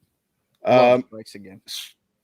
Is that the one where Kato attacks him out of nowhere and they destroy the apartment and friggin' go out the window into the? Oh my god! Yeah, he puts on the hunchback outfit, and when the bomb goes off in the apartment, he's floating outside on the phone. I mean, it's just over the top silly. It also has one of my favorite gags of Monsieur, does your dig bit? Yeah, does your dig bit? No, my dog does not bit. And then he reaches down, the dog bites him, and he goes, "Yes, that you said your dog does not bit." He says, "That is not my dog, Monsieur. Is not my dog." It's not my dog. Good. Where's it at? Here it is. A Shot in the Dark was originally done off Broadway with William Shatner. Cut his teeth on doing this play, and Blake Edwards bought the rights to it and turned it into an Inspector Clouseau story. And it had her in it, Elkie Summer. She was scrumptious. And that scene when they're naked and she's like caught naked in front of everybody and she starts freaking out, that felt so genuine. She just starts screaming. Mm-hmm. Oh my God. George Sanders. That's who I was trying to see. George Sanders, man. What a great actor. He was one of the first Saints. He didn't originate the Saint. I thought he did. But he was something else. And then committed suicide in 1973. It's Trail of the Pink Panther. Trail of the Pink Panther. That's what the one that Richard Mulligan's in. I think it's the last one that yeah, he plays Inspector Clouseau's father. Yeah. Mm-hmm. Yeah. Because I remember that. Mm-hmm. But my goodness. Yeah, the women from the 60s, dude, especially the foreign birds that would appear in a lot of American films, especially Blake Edwards stuff. All the way back to even Sophia Loren, you know, just gorgeous women that were just knockouts. Raquel Welch was really one of the few American movie stars that had that, as the French love to say, je ne sais quoi, which just means I don't know what. I don't know what. What does she have? I don't know. I don't know what. The French. Well, that was Ursula Andress. Ursula Andress, who always reminded me of Raquel for some reason, facially. Also boob size. Not that that's something to judge. Oh, no. I got it, Gary. It's A Fine Mess with Howie Mandel and... I remember that movie. The guy from Cheers. What's his name? Ted Danson. Yeah, that's the one he's wearing a goofy hat in and acting like a mobster. Yeah, it's that movie. That's what I remember his goofy ass in right there. Yeah, he's at the top of his idiot game in that one. Yeah, and by the way, another guy I liked in that movie with Richard Mulligan was what is his name? Robert Preston. Robert Preston's awesome. He plays a gay producer in SOB, and he is so good. Oh, he's in Victor Victoria too. He's fantastic. Right. Well, he used a lot of the same actors. He had his own little retinue of actors that he'd work with. But yeah, what a great film. I love I don't know about you guys. I'm a big fan of Blake Edwards movies. Oh, dude. Big fan. Yeah. I mean, well, he that doesn't like him. Come on. He appeared in what? The Last Starfighter. Oh yeah, Robert Preston plays the alien. Yeah, he's the guy that recruited him. Yeah. Yep. There's a lot Preston of was stuff back great then. in that film. And I think, wasn't that one of his last movies? I mean, he did. Before he Wasn't he died, in yeah. Oklahoma, the musical? Yeah, when they put back that in on the film? 60s. Yeah. Yeah. But, dude, yeah. The Last Starfighter, Victor Victoria. Yeah, he's always good. The guy does sarcasm like nobody else. Oh, yeah. Really Last does. Starfighter. Then he did 2 more made-for-TV movies, so they don't count. His last No. movie was The Last Starfighter. But he did 2 TV movies, Finnegan Begin Again and Outrage. I remember Finnegan Begin Again. Remember that one. Yeah. One of my favorites with him, a real weird one, a lot of people don't remember, with Jeff Goldblum, was called Rehearsal for Murder. And it really felt like one of those Columbo type films, you know. Must have been a young Goldberg or a Goldblum then. It was 82. It was 82. Okay. I mean, Goldblum had been working since the early 70s. He was in the first Death Wish. Yeah. And then he was in Thank God It's Friday. Right. Thank God It's Friday. He owns the disco club. movie. Shit, That's right. yeah. Forgot about that, man. Yeah. I would, I always tell people, man, you want to see something that'll crack you up. Check out Buckaroo Banzai Across the Eighth Dimension. Goldblum's got a 10-gallon hat on, as if he's not tall enough. He's got a 10-gallon hat on. Right? Boutte. Look at the cast of that film. There are some talented people in that movie, dude. There really are. Goldblum. Doc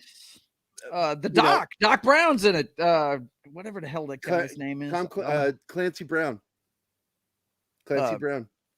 It's not Clancy. Who did you? Oh, Christopher Lloyd. He plays one of the aliens. Yep. Mm-hmm. But Clancy Brown. You're thinking Doc Brown there for a second. Clancy Brown plays cowboy. Okay. All right. As I recall, that's what he plays in it. Each man. one of these movie stars plays like, what do you call it? Stereotypical character. Stereotypical dude. Way. It's almost like the Village People are friggin' Buckaroo Banzai's backup bunch. It's ridiculous, man. Yeah. That movie promised us a sequel and never gave it to us. Never gave it. No. Should have, though. That would have been And one of my first videos I put online, it got claimed, so I took it down, was the original outro where they're walking in beat with each other, walking. Right. Was actually filmed to the song Uptown Girl by Billy Joel. Really? But when they released it, it was a different song that played. But that was how they filmed it. They filmed it with that song playing, so they all walked to the beat of that song. Right. And so I posted that video to show how in tempo it was, and it got claimed. I'm like, you guys are assholes. It's not even there to make money. I'm there just to share something educational. What the hell's wrong with you? Fuck YouTube. It's just got to be that way. Yeah. Yep. But any other Blake Edwards films we want to talk about? No. I mean, we could talk all day about Blake Edwards movies, man. Come on. You kidding me? That's that's like me talking about what's my man's name? I've got just about every Burt Reynolds. I'm a huge Burt Reynolds fan. Don't ask me why. I think the guy is. Here's the mustache. We all know. No, I just think he's funny. He's just naturally funny. He just is. Him and Dom DeLuise together are some of the funniest shit you'll ever see. The End is one of my favorite films. The End is awesome. That song at the end, I'll never forget that song. I love the song by Paul Williams. Didn't Christy McNichol play his daughter in that movie? I think she did. I think that's her. Now you're gonna make me go. Because I was in love with that chick. Wow. Don't ask me why, but I was. Let's see. I think she was. I think she was his daughter at the end. Trying to find it. It's not even listing.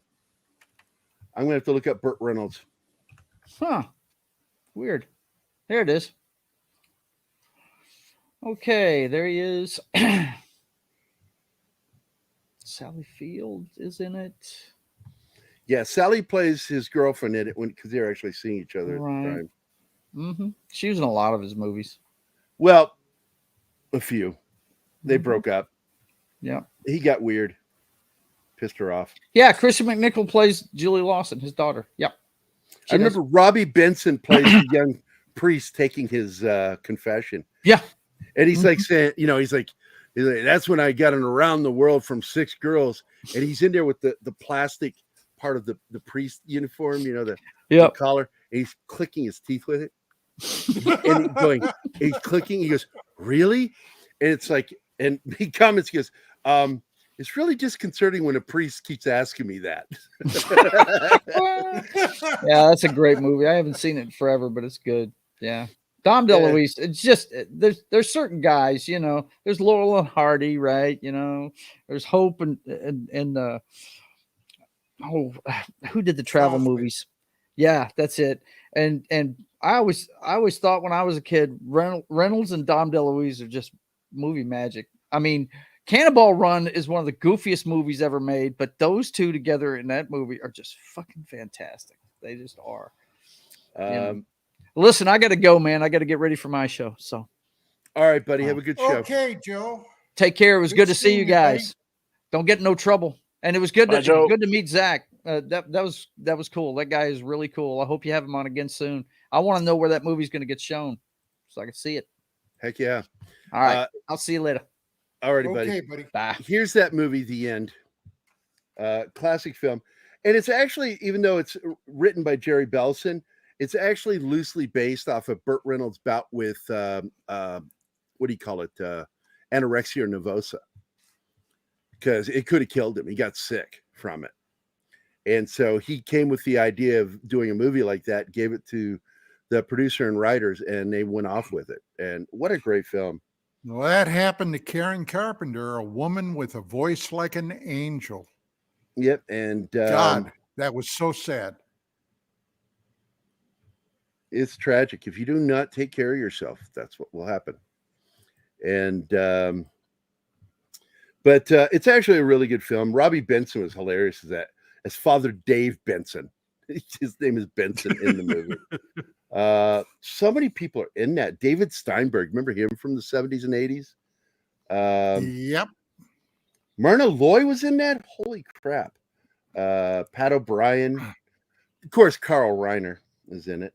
Meathead. Oh no, it's dad. Meathead. Meathead's dad. Meathead's dad, Carl. I can't stand David.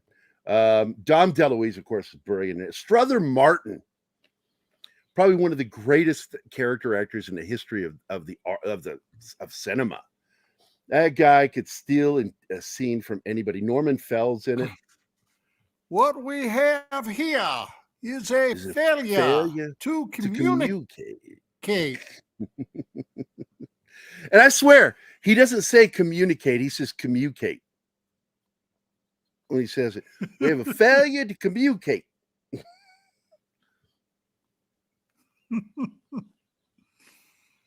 Yeah, she died from side effects from it. Anima. She was on the way back trying to mend. She had gotten help, but the damage was done, and it's just fucking tragic. But I don't want to bring us all down, so I'm instead going to go. Nice night for a walk, eh? Nice night for a walk. Yeah. My second favorite Austrian.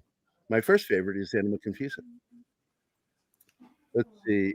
Any good comments?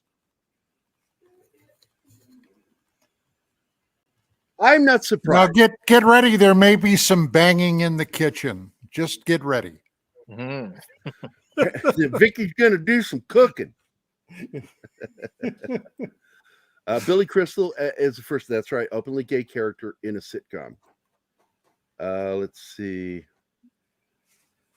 Which technically it's not that, and it's almost right. Openly gay character, regular character, as in one of the co-stars. Before that, you had the two gay characters on Barney Miller. Barney Miller, I was going to mention. They had a gay Barney couple Miller. that were they were regulars on the show, and they were. I think their first appearance was 1974. I think it was 1974 was when they made their first appearance, and they were regulars throughout the series. And then in the 80s, we had the first openly gay actor playing a gay character in the HBO series Brothers, which was a hilarious show. I love that show. They ran a bar. It was HBO. I'm pretty sure it was HBO. He had, I'm sorry, let me put that up there. I can't read that. He had to set that now. Say he had made Arnie his favorite. I'd murder him with a teddy bear. Oh, murder me with a teddy bear. A teddy bear. Yeah, teddy bears. I like teddy bears. What? Yeah, my daughter, she had a speech impediment when she was younger and called them teddy bears. And I'm like, teddy, not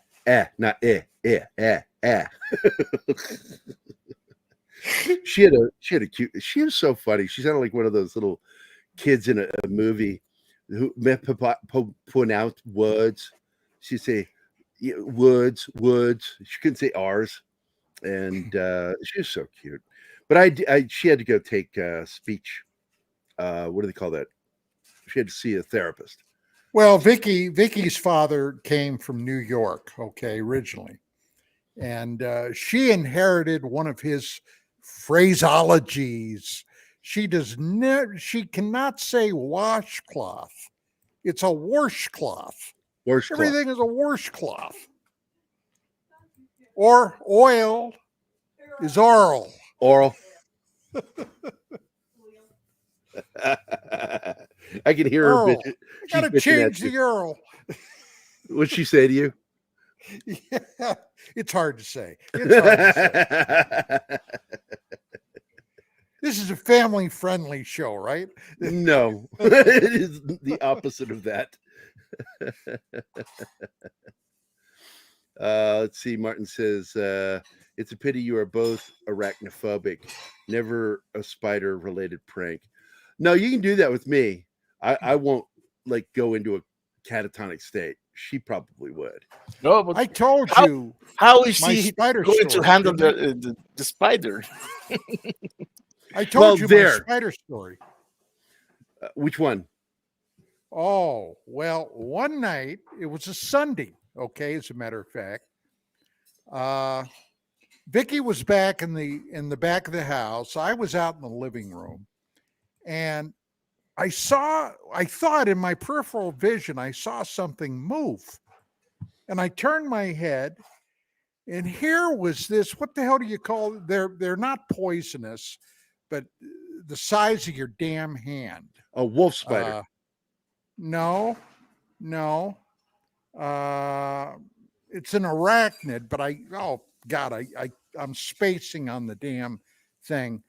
But I saw it on the wall. It was crawling up the wall. And I had an empty coffee can. And I grabbed that can and I trapped it on the wall, forced him into the can. Vicky came out and I showed her. I said, look at what was in the house.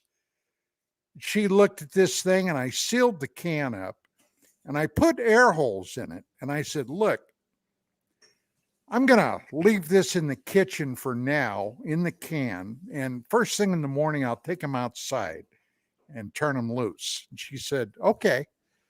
So she went to bed. And before I went to bed, the devil sat on my shoulder. And I took that spider outside, turned him loose, brought the can back in. Then I got a can opener. I cracked the side of the damn can and popped the lid on it. And then I went to bed. Well, she usually gets up in the middle of the night. She came out in the kitchen to get a glass of milk or something. I don't know what it was. And she saw that can. She freaked. She came running into the bedroom and woke me out of a sound sleep, 4 a.m. Here. And she said, oh my God, look. And I started laughing so damn hard. And then I told So was her, it a granddaddy long leg? Because that's what. No. God, Tarantula? I can't. Do you remember what? Might have been a tarantula. Yeah. Because you've got both of those in Southern California for big spiders. Yeah, it was a tarantula. Okay. Tarantula. The big hairy ones with the short legs. Yep. Yep. But he was full size, brother. Let me tell you what. In other words, when he walked, you could hear him. He was a full size cat. Yeah. Anima likes that story. She's like, I love that story, and Vicky reacting in the background. Yeah, I remember I was up in right outside Seattle. I had the basement at my sister's house, and I was still in the Army. And I went to bed one night. It'd been a long day, and I was exhausted. I laid down, went to sleep, and then I just woke up. And I looked straight up at the ceiling above me. And there's this fucking spider right above me on the ceiling. And I'm like, this is a 400 square foot basement. And you have decided to hang over the one spot that's going to get you fucking. And before I could get that full thought out, it drops. And I was up and out of that bed before it hit. This is before I'd conquered my phobia. And I grabbed one of my tennis rackets and I'm beating the fucking shit out of the pillow, trying to find it, trying to kill it. And, my late ex-wife gets up and she's like, what's going on? What's going on? I said, spider. And she goes, kill it. I'm like, I'm trying. I can't find it. And we ended up going in the other room and sleeping because that freaked us out. We never found the spider. It's like, I don't know where that thing went. That thing was evil. That spider was evil. And I think it's following me to this day. Yeah. I think it's still following me. I think that thing has been after me for years. But the spiders are magnetically drawn to me. Like I told you a week ago, I was sitting here just doing something, and it was 2 weeks ago. And I grabbed my bag of medicine to do my week's layout of my pills and my supplements. And I grabbed one of them out of the bag, and there was a spider on it. It went plunk. It made a distinct sound, and I felt it hit me. It was so big. And I looked down, and there in the fold of my shirt was this fucking brown recluse male, big one, not small, big one, looking at me going, hey, what's going on? I'm like, I have to kill you now. And he goes, well, it's kind of hope we become friends. And I'm like, no, that's not going to happen. And I squished him. There's one thing that will lock me in my tracks. And it's all because of all the damn over the last 10, 12 years that have showed up here at the house. And that's a freaking rattlesnake. Yeah, they make me very nervous. The one that came into my rightfully so house. Because what you got was a diamondback, right? Well, yeah, I got a photo of it. I took a photo of it before I looked at that photo, and as I recall, that's a diamondback. Applied some cranial trauma to him, but that bit my Cocker Spaniel and damn near killed her. And then he disappeared. John Brandenburg, that was when the Mars rover had landed, and I wanted to do a short mini interview with Brandenburg, and I told him what had happened. And we got back from the all-night vets and toured this place apart. Could not find that damn snake. Finally, I was so exhausted. I said, I got to go to bed. And I went to bed, and then the vets called us up at 6:30 or 7 in the morning to let us know how my dog was, Jade, little Jade. And I went back to sleep. Then I woke up before noon, and I told Vic, I said, well, I'm going to talk to Brandenburg about this Mars rover thing. So I called him up and got him on the phone, and I'm in my office, which was my studio. And I'm telling John what had happened with this damn snake. And I said, you know what? I can't find the damn thing. But he's got to be around here somewhere. We got to find him. And I reached down beside my broadcast desk. There was a power strip there. And I was turning that on to get my Mackie board fired up. And God, Gary, I looked, and here was this damn snake curled up in a coil right next to the power strip. Jesus Christ, man. There, but for the grace of God, okay, if I'd have stuck my hand down there, who knows what would have happened. But John heard over the phone the aftermath of that, because, and my then daughter-in-law could not believe it. She said, well, what'd you do? I said, I shot him. You shot him in the house? I said, yeah, well, it was only a 22, but you know. Did the job. God. Did yes, the job. It did. By the way, E. Clay Thompson is here. What is up, man? E. Clay Thomason. Good to see you, man. Any other people pop in? Nope, that's it. Just E. Clay. All right. Make sure I don't miss anybody. I got to tell you, I had a teacher in high school that I really did like. He was one of the few teachers I liked. Was Mr. Carter. He was my science teacher, one of my science teachers, my favorite science teacher. And we went on a field trip once. And Craig Edwards, I've talked about him before. He and I always had our Super 8 cameras, and we're always filming stuff. And I was just standing there filming all the students, and I heard a ruckus behind me, and I turned, and Mr. Carter was going back to his car, and he had to jump across a stream, little tiny creek, little tiny thing, and he jumped across it, and he reached up to grab a sapling, a small tree, to catch his balance, and there was a hive in that fucking tree, and the hive attacked him. Now I'm just sort of standing there very calmly filming this whole thing. And he begins doing this shit, trying to make his way to the car. And then and I'm filming, and he jumps into the car to get away from the fucking bees as they're stinging him. And nobody thought anything of it. He was fine, Then a few weeks go by, and I brought the film in, and I had put the music of Indiana Jones, Raiders of the Lost Ark, to it, and some of it was in slow motion. I had just cranked down the frame rate on it when I had it, when I edited it and turned it in to have it processed. And when he brought it back to me, I had the soundtrack, everything we added to it, and it's a shot of him, and you hear the dum dum dum dum dum dum dum dum dum dum dum. And he's swinging at the bees, trying to get away from him.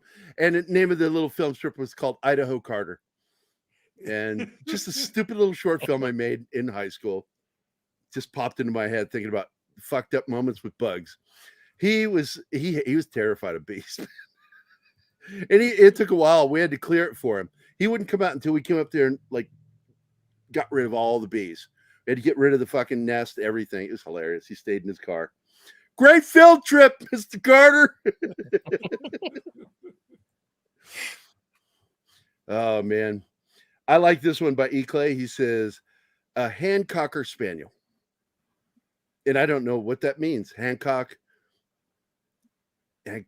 Spaniel? I don't get it, Thomason.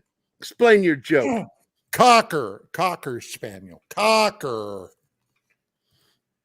I guess because we said Hancock earlier. I was a Smith, Smith. They were Smithies. People had their, bush cutter. I don't know. Just people with the names of what they did for a living. And I remember asking one day, my buddy Robert, I said, so what did your family do with the name Hancock? He's like, fuck you, Gary. Inquiring minds want to know. But we've reached the end of the show again. It is time for already. Yeah, Chanel's got to go produce the show with Chris DiPerno. That guy's a jerk. I need to call him later, see how he's doing. He's the one who introduced us to the chief who does our Tuesday show. And Martin, how did yesterday's show go? Well, it went well. People in the chat were engaging. And in fact, the discussion was so rich that we couldn't end Oh, that's the right. You analysis told of me the movie. that. Yeah. Yeah, we fell short like for 15 minutes of the movie. Oh man, and I was so ah I love that movie, man. I love that movie. And of course, Anima Confusa is always selling. Don't forget that Brian will be on tomorrow morning with his little show. He's going to have the entire crew of roadies. They're all going to be on his show tomorrow. It's going to be a good one, guys. Do not want to miss that. One. And then next week he's doing. He's got Ryan on for his movie Eldritch USA. So we're going to be promoting the heck out of that movie for him. So we won't see everybody for a month. What's that? We won't see everybody again for a month. It'll be a new month. Oh, a new month. Yeah, it's sort of like New Year's. See you guys next year. Then like New Year, it's like been a year since I saw you. So everybody have a great day today. Again, thank you, Chanel, for producing the show. I want to thank Zack for showing up. Zack Ward's great guest. What a fun guest he is. Look forward to having him on again and promoting his new film. And everybody, thanks for being here. I guess I should thank everybody individually. So I'll start at the beginning with Andy Morrow, Anima Confusa, Penny, Hojo, Hex Allen Comics, Christian DeLorme, Das Wölfin, Alex Moore, Arwen Avalon, Decepticons Cave of Comics and Toys, and Decepticon, get a hold of me. The Peter Vinkman fan site, aka Vinkman's Girl, the lovely Sherry, the real Sean Crummell, Lady V Elements, Dragon Ruse, and Shanatsky, Boosh McFadden, Whiskey Jack, E. Clay Thomason, and I almost read BRB Bathroom. Oh man, it cracks me up. And that's it. We're wrapping. Everybody have a great day. Don't forget Brian's show in the morning. We'll be back on Friday morning and Friday afternoon. So we'll talk to you guys later. Happy days to KGRA audience. Thanks you so much. Have a good one. Those sons of bitches. Ma, I'm doing a show.